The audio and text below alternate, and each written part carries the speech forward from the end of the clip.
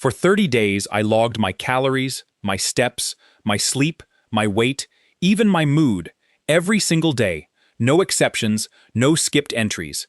Out of all that data, only two numbers actually predicted whether I lost weight that week. Everything else I obsessed over turned out to be almost irrelevant.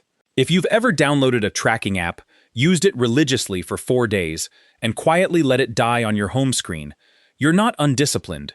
You didn't fail at tracking. You were probably tracking the wrong things, in the wrong way, with way more effort than the results ever justified. I'll show you exactly which two numbers mattered, why the rest was mostly noise, and what I'd actually do differently starting tomorrow.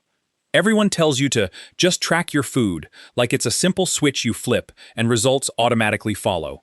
Log everything, stay consistent, watch the weight come off. That's the pitch.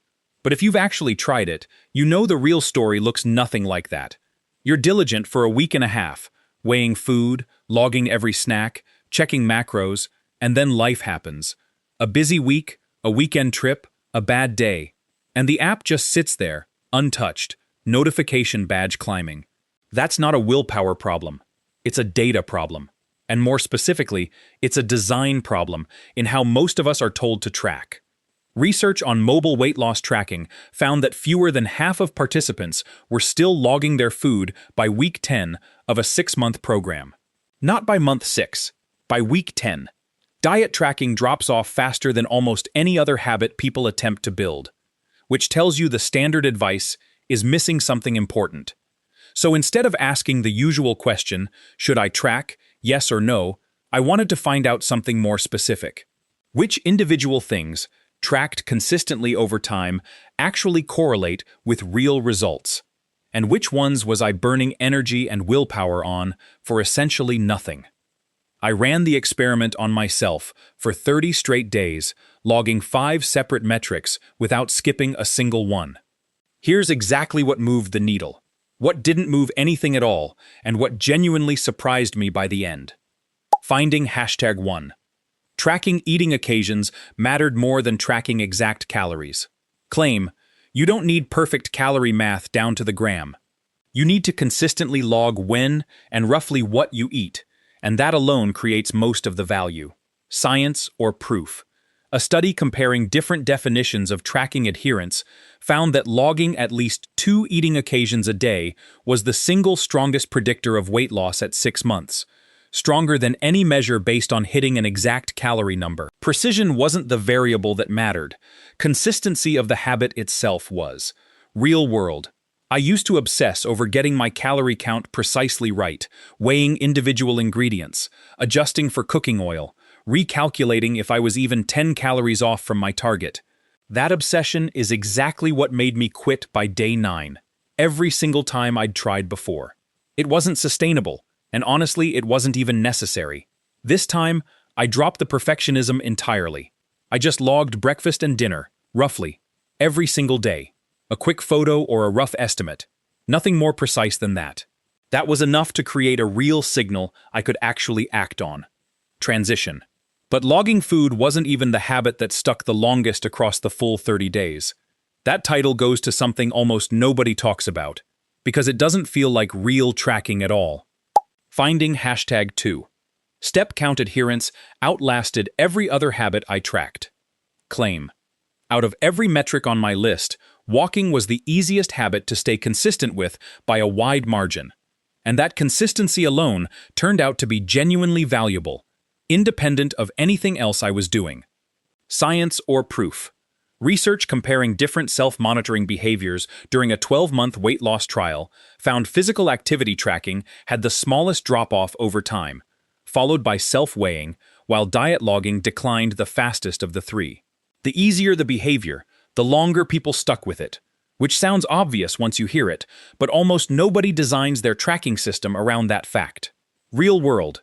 By week 3, I'd already missed logging food twice. Nothing dramatic, just a busy evening here or there. I never once forgot to check my step count, not a single day across the entire month, because my phone tracks it automatically without me doing anything. That's the real lesson buried in this finding. The habit that requires the least friction is the one you'll actually keep for months, not days. Build your entire tracking foundation on top of that one first, before you add anything harder. Quick gut check for you. Of everything you've tried to track in the past, which one actually lasted the longest? I genuinely bet money it's your steps too. Transition. Now here's the metric I personally expected to matter the most going into this experiment, and it barely moved anything by the end. Finding #3. Daily weigh-ins were noisy. Weekly averages told the real story. Claim. Checking the scale every single morning nearly made me quit the entire experiment out of sheer frustration, despite doing everything else right. Science or proof. Body weight naturally fluctuates from water retention, sodium intake, hormones, and even stress, which is exactly why self-monitoring research treats trend-based tracking, not any single daily reading, as the meaningful signal worth paying attention to. Real world. On day 12, I was up 1.4 pounds, despite what felt like a genuinely good week of eating and activity. On day 13, I was down almost 2 pounds, with basically nothing different. Neither number, taken on its own, meant anything at all, but in the moment, both felt like they meant everything. Once I started averaging my weight across each week, instead of reacting to every single daily number, the trend line became obvious almost immediately. And it was far less stressful to look at every morning, because one bad day stopped feeling like a crisis. Transition. So what did all of this actually add up to by day 30? Here's the real result. And it wasn't what I expected going in. Finding #4. Sleep tracking predicted my hunger better than any food data did. Claim. The nights I slept under 6 hours, I logged noticeably more snacking the very next day, every single time, without a single exception, across the entire month. Science or proof. This lines up with a well-documented pattern in behavioral nutrition research. Sleep restriction is consistently associated with increased hunger signaling and higher next-day caloric intake, likely through its effect on the hormones that regulate appetite. Real world, I didn't fix this by trying to eat harder or white-knuckle through the extra hunger with more discipline. I fixed it by treating my sleep number as seriously as my food log, noting it down right next to my meals, every single day, so I could see the connection instead of just feeling it. By the end of the month, the two numbers that actually predicted a good week were remarkably simple. Did I log at least 2 meals a day, and did I get real, adequate sleep? Everything else I tracked was mostly background noise dressed up as useful data. Before I show you the exact 30-day setup, the mistake that almost made me quit on day 9 is the exact same one I see nearly every beginner make within their first 2 weeks. Here's exactly what to do this week. Step 1. Log at least 2 eating occasions a day, roughly. Don't chase perfect gram-level accuracy. A photo, a quick note, or a rough app entry is enough to create the signal you actually need. Step 2.